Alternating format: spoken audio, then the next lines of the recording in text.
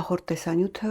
շատ քիչ դիտումներ ունեցավ։ Անկեղծ զարմացած եմ, որովհետև պատմել էի Երվանդ Քոչարի Վարդան Մամիկոնյանի արձանի ստեղծման պատմությունը։ Վստահ էի, որ պետք է շատ հետաքրքիր լիներ, քանի որ Քոչարի Սասունցի Դավթի արձանի ստեղծման պատմությունը իմ ամենաշատ դիտումներ ունեցած տեսանյութն էր։ Կարծում էի Վարդան Մամիկոնյանի արձանի թեման էլ պիտի հետաքրքրեր ձեզ։ Բայց ունեցավ այնքան դիտում, որքան ունեցավ։ Միգուցե հետո ավելանան դիտումները։ Սակայն յուրաքանչյուր տեսանյութից հետո ինքս ինձ վերլուծում եմ, թե որը ինչպես եք դիտել, ոգևորում եմ շատ դիտումներից, տխրում ու մտահոգվում եմ քիչ լինելու դեպքում, փորձում եմ հասկանալ պատճառները։ Այս անգամ մտածեցի, որ արդեն ամառ է, մարդիկ հանգստի մեջ են, դրսում ավելի շատ հետաքրքրություններ կան, քան համացանցն է, YouTube-ը, էկրանը, ու դրա համար էլ քիչ են դիտել։ Աղջիկս, որ ավելի լավ է հասկանում սոցցանցերից, ասաց, որ մարդկանց ուշադրությունը հիմա կենտրոնացած է արտաքին ու ներքին քաղաքական վիճակի, պատերազմների, ձերբակալությունների ու բողոքի ցույցերի վրա։ Դրա համար էլ լավ չեն նայում։ Չգիտեմ, միգուցե ճիշտ է, բայց մյուս կողմից էլ մտածում եմ, իսկ երբ է մեր կյանքում քաղաքական վիճակը լավ կամ կայուն ու հանդարտ եղել։ Երբեք էլ պատերազմների, կոտորածների, հեղափոխությունների, տարերային աղետների, քաղաքական հետապնդումների, բողոքի, ակցիաների պակաս չենք զգացել։ Եթե դրան նայենք, ապա երբևէ մշակույթը, կրթությունն ու հոգևոր արժեքները պետք է տեղ չունենային մեր կյանքում։ Այս առումով ամենաակնհայտ, ամենաակնառու ու տեղին օրինակը Հովհաննես Թումանյանն է։ Երբ կարդում եմ Թումանյանի կենսագրությունը, ապշում եմ։ 54 տարի ապրած մեծ բանաստեղծը ականատես է դարձել հայ ժողովրդի պատմության ողբերգական էջերին, ոգևորվել է ազգային ազատագրության ծագող հույսերով, ապա տեսել դրա տապալումը, այնուհետև 1915-ի մեծ եղեռնը, հետո կրկին հույսեր ու հուսախաբություններ, առաջին հանրապետություն, հոկտեմբերյան հեղափոխություն, սրան գումարած անձնական ողբերգությունները, որդիների մահը, իր բանտարկությունները, նյութական ծանր վիճակը, հիվանդությունը։ Հետաքրքիր է, որ 20-րդ դարասկզբին գրած նամակներից մեկում Թումանյանն իրեն համեմատում է դրամայի հերոսի հետ։ Նա գրում է. «Ես, որ ուզում էի դրամագրող դառնալ, դարձել եմ այդպիսի մի դրամայի հերոսը, եւ ինձ թվում է 4-րդ գործողության մեջ եմ»։ Սակայն դրամայի հերոս դարձած Թումանյանը ողբերգական, տարերային ու ծայրահեղ լարված իրադարձություններով հագեցած աշխարհում չի դադարել անընդմեջ կարդալ, կրթվել, զարգանալ, կրթել, զարգացնել, գրել, թարգմանել, փոխադրել։ Մի օրինակ միայն։ Ցեղասպանությունից 1 ամիս անց Թումանյանը, երբ ամեն օր առնչվում, օգնում ու ապրում էր գաղթականների հետ, կիսելով նրանց հոգսն ու վիշտը, զուգահեռ մանկապատանեկան խաղեր էր ստեղծում։ Նա նամակներից մեկում գրում է. «Այսպես վշտի ժամանակ մարդիկ կան, որ իրենց գին ունեն տալիս, մարդիկ կան թղթախաղի կամ զանազան ուրիշ առաքինությունների։ Ես էլ այս բաներով եմ զբաղվում պարապ ժամանակս, թե օգուտ չտան, վնաս իսկի հո չեն տալ»։ Հիմա Թումանյանի միտքը ես անհամեստորեն կրկնելով ասում եմ, այո, քաղաքական ծանր ժամանակներ ենք ապրում, շատ բարդ, լարված, վտանգավոր, բայց իմ տեսանյութերը թե օգուտ չտան, վնաս իսկի հո չեն տա։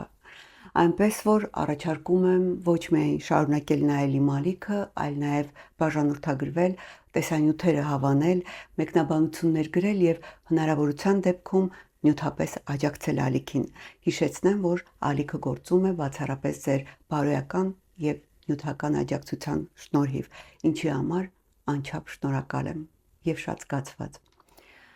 Այսօր իմ ավանդական կարճ պատմությունների ձևաչափից դուրս առաջարկում եմ լսել Հովհաննես Թումանյանի «Դառնացած ժողովուրդ» հոդվածը, որը մեծ բանաստեղծը գրել է 1910 թվականին։ 115 տարի առաջ գրված այս հոդվածը տող առ տող այսօրվա մասին է։ Շատ արդիական է, շատ մտահոգիչ ու շատ մեր մասին։ Դուք լսեք, իսկ մենք կհանդիպենք հաջորդ շաբաթ։ Մտածմունքներ կան, որ սաստիկ ծանր են, բայց դուք դատապարտված եք մտածելու, չեք կարող փախչել նրանցից։ Նրանք են ծանր հիվանդությունների նման են, երբ դուք գիտեք, որ ձեր մարմնի մեջ կրում եք քաղցկեղի խոցը, բարակացավի բացիլները կամ շանտախտի թույնը։ Չեք կարող անցկենալ եւ արհամարել, կամ նրանք պետք է ձեզ հաղթահարեն ու սպանեն, կամ դուք պետք է մարդկային հանճարի տված ամեն միջոցներով վեր կենաք ցավերի դեմ ու ազատվեք, առողջանաք։ Իհարկե, եթե այնքան արիություն ու հասկացողություն ունիք։ Այն մարդիկ, որ երկար ու լուրջ զբաղվել են մեր ժողովրդով, մեր մարդով, միշտ եկել են մի ծանր եզրակացության, թե շատ չարություն կա մեր հոգում։ Այսպես են ասում նրանք եւ ասում են խորը ցավով։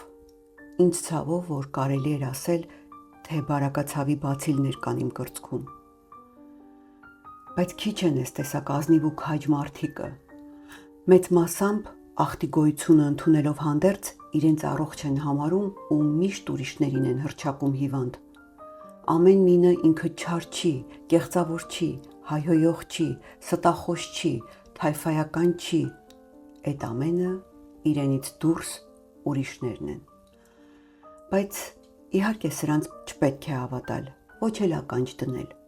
Ճշմարիտը այն է, որ մեր ամբողջությունը տառապում է մի ծանր ու խոր բարոյական հիվանդության։ Նայեցեք, գյուղացի ռանչպար մարդիկ են, հարևան, միասին մեծացած, իրար հետ օխտը բեռը աղ ու հաց կերած։ Բայց եթե մեկի արտը լավ է գալի կամ անասունը բազմանում, մյուսը նախանձից հիվանդանում կամ ինչպես իրենք են ասում, առնով է ընկնում։ Վաճառականներ են, առուտուր են անում, թեկուզ մրցակիցներ էլ չեն, բայց մեկը մյուսի հաջողությունը լսելիս քունը կորցնում է ու այնքան էլ իր գործի վրա չի մտածում, որքան նրա հաջողության վրա է դարդանում, ու տեղն ընկած տեղը ոչինչ չի խնայել նրա գործին վնասելու։ Հոգևորական են, ինչքան վարձ ու պատիվ կուզեք տվեք, միշտ դժգոհ է, բողոքում է, գանգատվում է անարդարությունից, եւ գիտեք այդ անարդարությունը որն է, որ իր ընկերն էլ է նույնը ստանում կամ նա էլ է կարողանում ապրել։ Քաղաքացի թե գյուղացի,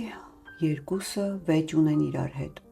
Ոչ մի դատաստանում չի վերջանում նրանց վեճը, տևում է երկար տարիներ եւ հաճախ իրենց ամբողջ կյանքը դնում են այդ վեճի վրա, մինչեւ կարողանում է մեկը մյուսին խեղդել, գետնին հավասարել կամ հենց երկուսն էլ փչանում են։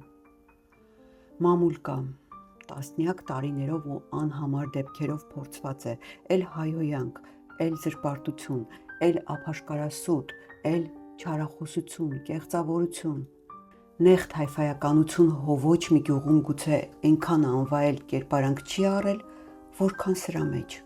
Մի հայտնի հրապարակախոս պատմում էր, թե պարզ խոսում էին մեր խմբագրատանը, թե այս կամ այն գրողին ինչքան էլ լավ գրված հրատարակի, միշտ պետք է զարկել, ծաղրել կամ լռել։ Մի խոսքով ամեն կերպ աշխատել սպանել, միայն նրա համար, որ մեզ հետ չի, մեր թայֆիցը չի։ Այդպես էլ մտեք ազգային, հասարակական, գրական գործիչների մեջ։ Մեկը մյուսի հռչակն ու հաջողությունը տանել չի կարողանում։ Հիմա եկեք ուսուցիչներին տեսեք։ Դասերից ավելի շատ այն աշխատանքի վրա են, որ իրար ոտի տակ փորեն։ Եվ շարունակ մի որևէ չնչին դեպք, որ կարելի էր ընկերական շրջանում հեշտ վերջացնել, ազգային հարց դարձրած տարիներով ճգնում են պաշտոնական ճանապարհով, դատարանով ու մամուլի էջերում մեկը մյուսին անվանարկել, հալածել, ասպարեզից ու սպանել բարոյապես։ Ոչ մի մեղմություն, ոչ մի ներողամտություն, ոչ մի սահման չարությանը։ Ինչու է այսպես։ Պարզ հասկանալու համար երևույթի վրա պետք է նայել բնության ու պատմության օրենքների բարձրությունից, այն լայն, խաղաղ ու խոր հայացքով, որ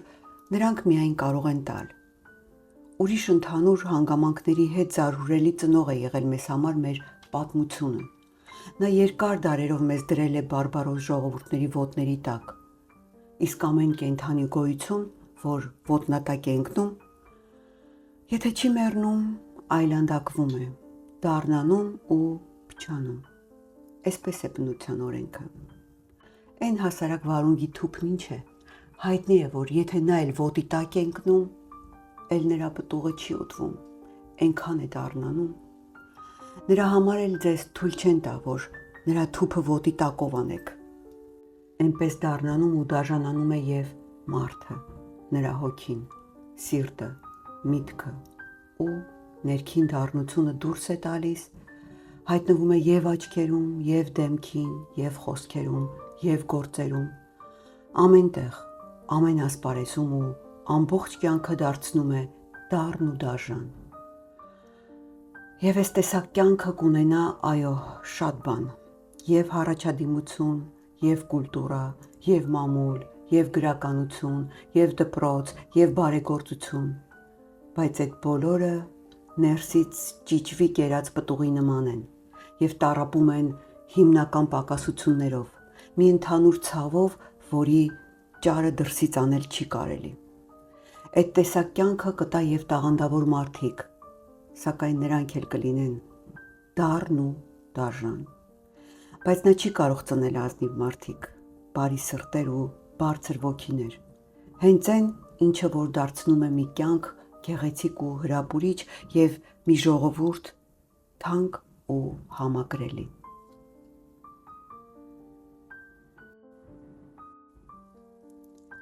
Արդ, եթե մենք ունենք ազգային իմաստնություն, հոգու արիություն եւ առողջ բնածներ, անկարելի է աչքներս փակենք մեր այս ծանր հիվանդության առաջ եւ չզգանք, որ մեր հոգին շատ է դառնացած, մեր ներքին մարդը շատ է փչացած եւ դրա դեմ կռվելու, առողջանալու առաջին պայմանը այն է, որ մենք եւ մեր սրտերում եւ աշխարհի առաջ անկեղծ խոստովանենք ու ճանաչենք մեր դժբախտությունը։ Ապա թե այդ փրկարար գիտակցությանը կհետևեն ինքնակատարելագործության բարձր ցանկությունն ու ազնիվ գործը։ Ուրիշ ճանապարհ չկա։ Ներսից է լինելու հաստատ փրկությունը, որովհետև ներսից ենք փչացած։